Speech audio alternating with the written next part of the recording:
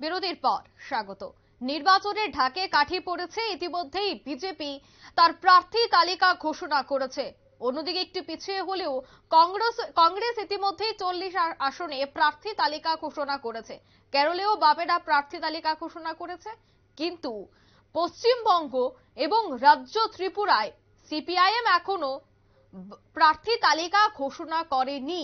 মনে করা হচ্ছে যে কংগ্রেসের সাথে তারা জোটে যাবে কিনা সেই বিষয় নিয়ে আলোচনার পর তারা প্রার্থী তালিকা ঘোষণা করবে, এমনটাই সম্ভাবনা। ইতিমধ্যেই খবর, দিল্লিতে পলিট ব্যুরোর বৈঠক এবং সেই বৈঠকে আসন সমঝোতায় পলিট ব্যুরোর উপর চাপ বাড়াতে মরিয়া বাংলা এবং ত্রিপুরা। মানিক সরকার এবং মোহাম্মদ সেলিমের দাবি কি মানবে সীতারাম ইয়েচুরি? এটাই হচ্ছে এই মুহূর্তের মূল প্রশ্ন। অন্যদিকে আসন সমঝোতা নিয়ে রাজ্য সিপিআইএম এর উপর চাপ বাড়াচ্ছে কংগ্রেস। সেই বিষয়টা নিয়েই আমি বিস্তারিত জানবো। টেলিফোন লাইনে রয়েছে নিউজ ভ্যানগার্ড প্রতিনিধি বিশ্বজিৎ দেব। বিশ্বজিৎ দা, ইতিমধ্যেই বাংলা এবং ত্রিপুরায় বামেরা তাদের প্রার্থী তালিকা ঘোষণা করেনি। মনে করা হচ্ছে কংগ্রেসের সাথে সমঝোতার পর হয়তোবা তারা প্রার্থী তালিকা ঘোষণা করবে। তারই মধ্যে আজ বৈঠক, কি মনে হয়? বিষয়টা হচ্ছে 2024 লোকসভা নির্বাচন এবং এই লোকসভা নির্বাচন হয়তোবা এই সপ্তাহের মধ্যেই ঘোষণা হতে পারে বলে বিভিন্ন রাজনৈতিক বিশ্লেষকদের অভিমত। অবস্থায় দাঁড়িয়ে বিভিন্ন রাজনৈতিক দলগুলি তাদের নিজ নিজ রণকৌশলে কিন্তু মাঠে ঝাঁপিয়ে পড়েছে। এর মধ্যে সিপিএম দল যারা রয়েছেন তাদের কেন্দ্রীয় কমিটির বৈঠক শেষে ইতিমধ্যে সম্পন্ন হয়েছে এবং আজকে দিল্লিতে তাদের পলিট ব্যুরোর মিটিং চলছে এবং এই কথা হচ্ছে এই মিটিং এ কি আর বিষয় আলোচনা হতে পারে। তুমি জানো, হয়তো সবাই আমরা জানি যে বিষয়টা হচ্ছে কেরালায় যে 20টি আসন রয়েছে সেখানে কিন্তু বাম গণতান্ত্রিক ফ্রন্ট অর্থাৎ এলডিএফ যারা রয়েছে সেখানে শাসন ক্ষমতায় রয়েছে, তারা কিন্তু ইতিমধ্যে তাদের 20টি আসনে কিন্তু প্রার্থীপদ ঘোষণা করে দিয়েছে। মূলত অবশিষ্ট রয়েছে ত্রিপুরা, পশ্চিমবঙ্গ সহ ভারতের বিভিন্ন জায়গায় যে বামেরা যেখানে যেখানে প্রার্থী দেবে সেই প্রার্থীগুলি কারা হবেন এবং তারা আইএনডিএ জোট অর্থাৎ ইন্ডিয়া জোটে যাবে কিনা এই সমস্ত বিষয়ে পলিট ব্যুরোর বৈঠকে আলোচনা হতে পারে, সম্ভাবনা রয়েছে।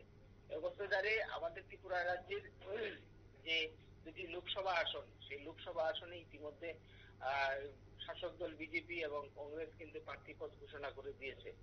এর মধ্যে কথা হচ্ছে ত্রিপুরা রাজ্যে কি আইএনডিএ জোট হবে কি হবে না। ইতিমধ্যে আমরা বিভিন্ন যে বামপন্থী যারা নেতৃত্ব রয়েছেন, মানিক সরকার থেকে শুরু করে জিতেন্দ্র চৌধুরী থেকে শুরু করে পবিত্র তারা যে বক্তব্য এবং কংগ্রেসের যে বক্তব্য তাদের বক্তব্য হচ্ছে ইতিমধ্যে তারা এই জোটের ব্যাপারে তারা ইতিবাচক মনোভাব পোষণ করেছে, কিন্তু এই জোটটা আনুষ্ঠানিক প্রকাশ এখনো পর্যন্ত হয়নি। অঙ্কিতা, তো কি মনে হয় বাংলায় কি যদি জোট হয় তবে সেক্ষেত্রে মমতা বন্দ্যোপাধ্যায় সরকার কি চাপে পড়তে পারে? অন্যদিকে দেখো, রাজ্যে এখনো পূর্ব আসনের প্রার্থী তালিকা ঘোষণা করেনি বিজেপি, তৎসঙ্গে কংগ্রেসও পূর্ব আসনের প্রার্থী তালিকা ঘোষণা করেনি। সেক্ষেত্রে রাজ্যের পূর্ব আসনের দিকে কি ইতিমধ্যেই জোর দেবে পলিট ব্যুরোর সদস্যরা? কি মনে হয়? বিষয়টা হচ্ছে পশ্চিমবাংলার 42টা লোকসভা আসন রয়েছে এবং সেই লোকসভা আসনে বিগত বিধানসভা নির্বাচন আমরা দেখেছি কংগ্রেস এবং বামেরা সেখানে জোট করে নির্বাচনে লড়াই করেছে, যদিও তাদের ফলাফল খুব একটা তাদের পক্ষে যায়নি। সে অবস্থায় দাঁড়িয়ে এই বর্তমানে লোকসভা নির্বাচনে তাদের এই কংগ্রেস এবং সিপিএম এর মধ্যে অর্থাৎ বামপন্থীদের মধ্যে জোট হবে কিনা বা আইএনডিএ জোট হবে কিনা এই বিষয়টা নিয়ে নিশ্চিতভাবে আজকে পলিট ব্যুরো বৈঠকে একটা সিদ্ধান্ত হবে এবং সিদ্ধান্ত তারা জানিয়ে দেওয়া সম্ভব।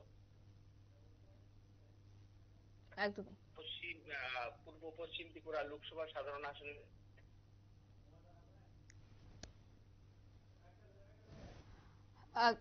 এখনো পর্যন্ত কোন দলে কিন্তু সেখানে প্রার্থীপদ ঘোষণা করেনি। এই বিষয়টা নিয়ে নিশ্চিতভাবে বামপন্থীদের একটা নির্দিষ্ট রণকৌশলে তারা কিন্তু সামনের দিকে এগিয়ে যাওয়ার চেষ্টা করছেন হয়তোবা, এবং পলিট ব্যুরোর বৈঠকে আজকে চূড়ান্ত সিদ্ধান্ত হতে পারে। একদম। ধন্যবাদ বিশ্বজিৎ।